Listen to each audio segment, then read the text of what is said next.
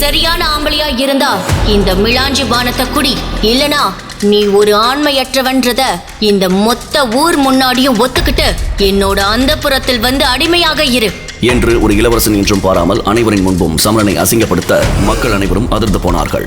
ஆனால் அதுவரை தலைகுனிந்து நின்ற சமரன் யவனிகாவின் வார்த்தையால் ஆவேசமடைந்து சடாரென அவள் கையில் வைத்திருந்த அந்த மிலாஞ்சி பானத்தை பிடுங்கினான். அதை பார்த்து பதட்டமடைந்த அருணேந்திரர், சமரா, அந்த மிலாஞ்சி பானத்தை குடிக்காத, அது உன் உயிருக்கே ஆபத்தாயிடும். தந்தையே, நான் மட்டும் இப்போது இதை குடிக்காமல் போனால் எல்லோர் முன்னிலையிலும் நான் ஒரு ஆண்மையற்றவன் என்று நானே ஒத்துக்கொள்வது போல் ஆகிவிடும். என்னை தடுக்காதீர்கள். ஊரே சமரனுக்கு என்ன நடக்கப் போகிறதோ என்ற படபடப்புடன் இருக்க சமரன் தன் உயிரையும் துச்சமாக எண்ணி அனைவரின் முன்பும் அந்த சிவப்பு நிற மிலாஞ்சி பானத்தை குடிக்க முடிவெடுத்து அதை தன் வாயருகே கொண்டு சென்ற அடுத்த நொடி அங்கே யாரும் கனவிலும் எதிர்பார்க்க முடியாத அளவிற்கு ஒரு விசித்திர மர்ம சம்பவம் நடந்தது.